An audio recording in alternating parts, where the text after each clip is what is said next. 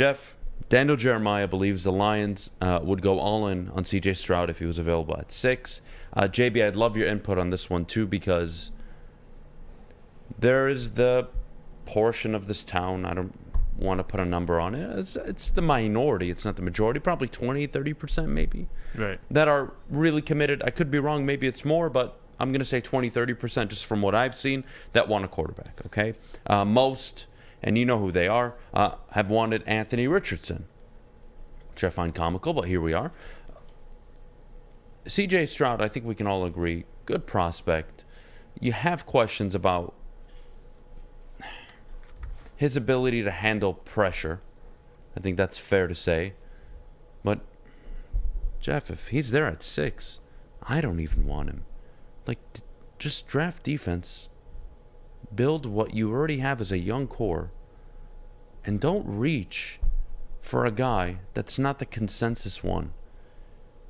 When Mahomes came out and Deshaun Watson in that draft, Mitchell Trubisky went first, shocked the league. Everybody was like, what the fuck? What's Chicago doing? And then Kansas City trades up to 10, draft Patrick Mahomes. And yes, they weren't consensus ones, but they had a lot more body of work than some of the guys coming out of this draft that are projected in the top 5. Deshaun Watson went to a national title game, won a title game. Patrick Mahomes was thrown for 5,000 yards at Texas Tech. I had way more to convince myself about than guys like Anthony Richardson, Will Levis, and all this stuff. And then there's Stroud, who makes it's a fact, has made the most NFL-type throws among all quarterbacks in college football since he's been there. If Stroud's there at 6, Carter's there at 6, I mean, you want to talk about what do you do in your shoes, because I know you do want a quarterback, maybe not this year, but you want one. That's a tough position to be in. Well, and I think you start answering calls if that's my opinion on it. So let me ask you this, because we had this conversation about drafting a quarterback before. The big thing is, well, and I agree with you. If we're at 6, I don't want to draft the 3rd, 4th best quarterback in the draft at 6, right? And we had the scenario, we figured that CJ and Bryce would be gone already, and you'd have Will Levis or Anthony Richardson. And that was the big argument. Now, with what you just said, with C.J. Stroud being the quarterback in this class that has the most NFL completed throws in college, would you agree he's the 2nd best quarterback prospect in this draft? Would you at least agree with that? Consensus among many draft analysts and scouts that C.J. is the 2nd best quarterback. I really think draft. it's 60-40. I do think there's a large part of the media that believe because Stroud is obviously bigger, taller than Bryce Young, that they value him more, especially because of the offense he played in. So I could make that argument. So even better. So actually, that's even better. So you would agree that even there's a crowd of people that would think he's the best quarterback in this draft. Okay. So if you're picking at 6, and we already went through this discussion, you guys know how I feel. If I look in the future and where the Lions are heading, you're not going to be picking top 10. You're going to be in the 20s. So things are going to get complicated in terms of finding your next franchise quarterback, because what is one thing I always say, and it's not even about what I say, it's a truth in the NFL. Typically, franchise quarterbacks are found in the top 10 or just outside. Now, there's Lamar's, there's Jalen Hurts, Aaron Rodgers. There's Dak Prescott's, there's Aaron Rodgers. I'm just saying, typically there's guys you can draft, Russell Wilson, but for the most part, your Joe Burrows, your Patrick Mahomes, your Deshaun Watsons, these guys, Trevor Lawrence, obviously number 1 overall pick, but still Justin Herbert, Josh Allen, these guys are top 10 picks. So, with that being said, if you're picking 6, it's the Rams' pick. It's not your pick. And you're sitting there. And, of course, if Jalen Carter's there, I'm going to have to think about it. But if the 2nd best, or to some, the best quarterback in this class is there at 6, and you know what the future holds in terms of, so we're going to take that next step. We're going to be picking in the 20s. Let's say you don't trade back, so you can't just say, well, I'll just get more assets and go get my guy next year. Okay, let's say that nobody's calling the phone. So you're nobody's at hitting 6, the line for C.J. Stroud. You're telling me you're willing to pass on C.J. to just kind of push that quarterback You want my answer? debate down the line, or that conversation? Yes. You want my answer? So what are you doing? If I'm in the building and we love C.J. Stroud, okay, there has to be a clear commitment and clear communication to Jared Goff that he is likely not the starter in 24, and we would like to see him play his best ball, obviously, this year, they have a chance to win the division. But when you draft C.J. Stroud, you are telling me he's the starter in 24. If you tell me that, fine. I'll live with it. Because that's what you're telling me. Okay. A guy in Jared Goff who has 2 years left on his contract, you're going to tell him, hey, buddy, go out and make franchise history this year. Go out and potentially win the division, win a playoff game, and our mediocre it was our pathetic drought of not having any success with this football team, end it all so we can ship you away for this guy that we're drafting this year. Yes. That's a tough sell for me. And I always bring up the Alex Smith situation. I still think Jared Goff is a viable option for the next 2 to 3 years, as long as he's playing at the level he showed last year, to be that bridge quarterback where, yes, there will be a draft where the Lions are probably picking at 24, 25. And Brad's going to get on the line, and he's going to find a way to sneak up to 12, to 10, to 8, to 7, not 1 or 2, but to one of those numbers. And he's going to draft a quarterback. And yes, what that will cost you, to me, is nothing compared to what it'll cost if you take a quarterback now at 6, force Jared Goff out the door next year, and that quarterback regresses and isn't the quarterback you wanted, or isn't as good as Goff would have been that year, i.e. Trey Lance. Draft a quarterback, sit him, doesn't work, now they're shopping. This could easily fall back in your face. And I'm not saying that the quarterback you trade up for will be any better.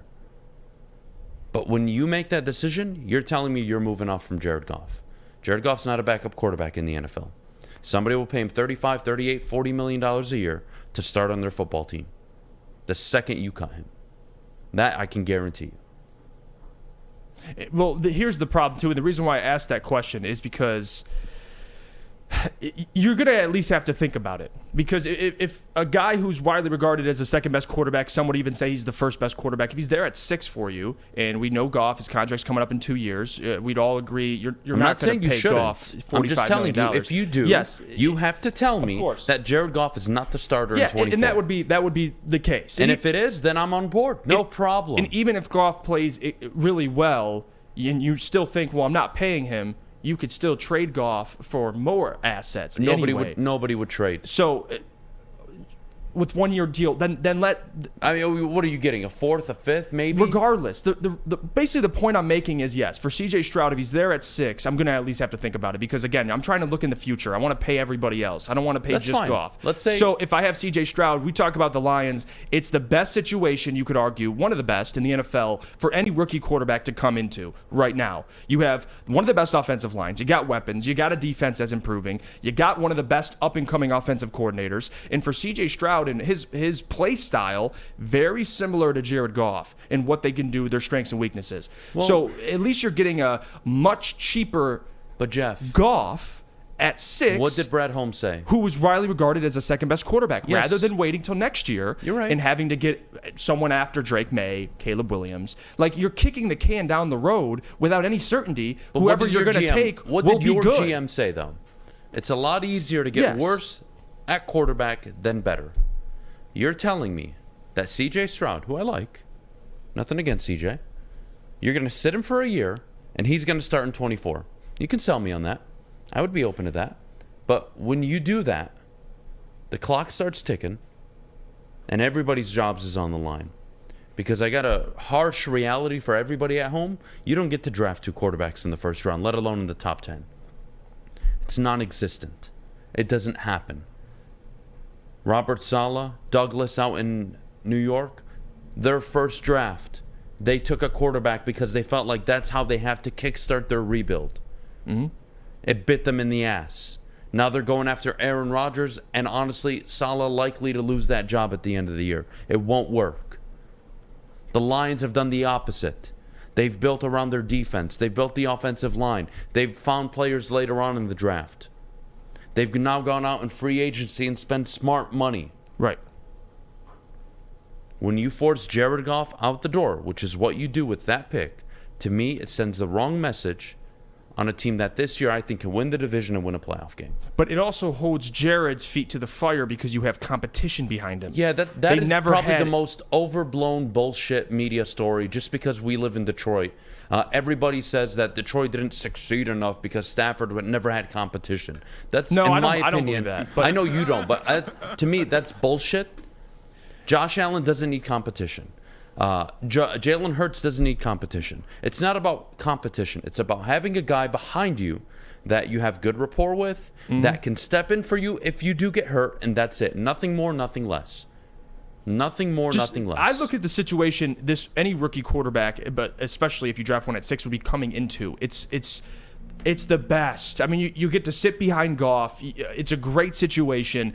And the one thing that I would agree with. The one thing that always pulls you back, right, is, well, I don't want to draft the 3rd, 4th best quarterback. Like Zach Wilson, for example. Looking back, even at the time of the draft when the Jets took him, where was he ranked in that draft? Chris Sims had him one, though, but to be Chris fair. Sims is high as hell. I know. I'm and just most saying. didn't You're think asking that. me. I mean, some people had him really high. Some people, like most, you and I, were like, this guy was a 3rd-round pick 2 months ago. This is stupid. And that's why the difference is with Stroud, it's pretty consensus. He's 1 or 2. Yeah, but the difference there's not between, really much of the it. difference between the Mahomes draft, for example, if you want to use that as an outlier, and this past draft, or this upcoming one, excuse me, is all the quarterbacks are projected to be going in the top 8. Big difference between the Bears going out of left field and taking Trubisky that high in the draft. Of course, yeah. That was a dumb decision. Right, so the Drake May draft, for example, next year with Caleb Williams, you'd expect it to be very similar. 1 and 2. You'd expect 2 quarterbacks to go in the top 3 minimum next year. Right. So is next year the right draft? Who knows? Who knows? Right draft You want to take Stroud, be my guest, as long as you tell me that he's the starter in 24. Because I'm not going to sit around and watch him sit 2 years before he gets to play like it was with Trey Lance, like it was with so many of these other guys that you take high, you sit him, and it doesn't work. Commit to 24. If he doesn't shine, that hurts you a lot. Of course. But I expect him to, given how good the offensive line is, the offensive coordinator, everything they got. Don't get me wrong. I'll say, because that's... But when you make that move, you're telling me, Jared Goff, you're out the door next year. Yes. Okay. But again, as long as you're okay with yes, that. Yes. No, I'm okay with that. But with you being said, well, it could completely backfire. But yes, most... Every pick. Right. Like that. It could go either way. I'm not going to use that argument against Stroud could also be fine. And you're paying him on a rookie deal, and you could pay everybody else on your football team. So, to me, it's worth a conversation. I know Daniel Jeremiah, he brought up the Lions have done work on Stroud. They've met with him. And again, even for Houston, for a guy who was widely regarded, up until really right now, we assumed he was going 2 to Houston or 1 to the Panthers. 1 of the 2. If he's there at 6, a guy who's projected top 2, you gotta think about it. I just think Goff's contract. Let's be real here. We talk about the most important position of football. It's clearly quarterback. Yep. That's why teams swing and miss at quarterback. It's super important. But if you're looking at the players that'll be there at 6, if Jalen Carter's not there, and the reason why, if you brought that up, it was interesting because I have to actually think about it. If we're not talking about Jalen Carter, and your options are Gonzalez, Witherspoon, C.J. Stroud. Well, don't go ahead to the next segment. Relax there, but Jethro. Think about that. I mean, come on. That's a no-brainer. I'm taking the quarterback over because I can get C.J. at 6 and maybe a Porter at 18. So you'd rather take a Gonzalez or Witherspoon over a future potentially franchise quarterback? A guy you could have on a rookie deal, it doesn't make any sense to me. Who's widely regarded as the second best, some first best quarterback in this class? Come on, guys. I'm not just taking Gonzalez or Witherspoon because I have to take them. If Stroud's there, it's worth the convo, to me at least.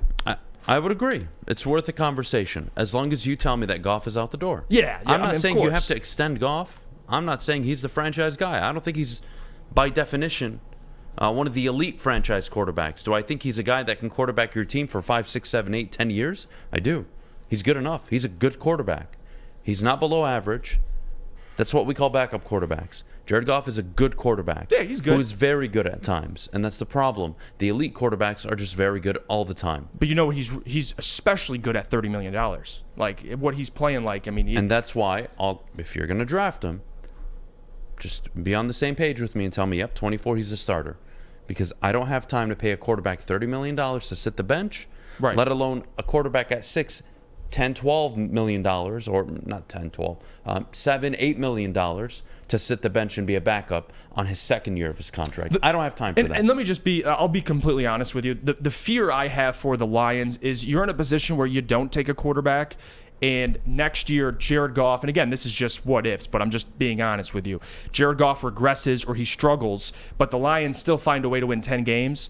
So you're in a position where you can't really get your guy, but you know you got to move on from Goff. Like, you're in this, it's a bad situation. You'd like to be ready for the future as well, and I think considering a quarterback is the way to go. And if it's not Stroud, maybe it's Hooker. To go back to our conversation from earlier this week before we wrap this segment up, we talked about his press conference, and you saw how much his message of the team and their growth and where they're at going into this year aligned exactly with what Brad Holmes was saying. And I think it's so important that as a team they're going into this week as a united front. Mm-hmm. And the fact that they had those parallels, I think says a lot about the organization. Yeah, I think they're all in on him. Yeah. I do. I think they're all in on Goff, and it would take a catastrophic year from Jared Goff to convince them to move on from him. It's easier to get worse at quarterback, especially when you draft these guys young and you throw them into the fire. On average, since the year 2000, on average, less than one franchise quarterback comes out, elite franchise quarterback comes out per draft. It is one of the most difficult positions to land. And when we talk about a team that hasn't won a division in 30 years, hasn't won a playoff game in over 30 years, when we talk about that team, everything in front of you, you're now just going to take that pick at 6 and be bold. You have the GM for me to buy into. Right. To me, it's too bold, and I don't think it's part of their plans. I don't think they do it, but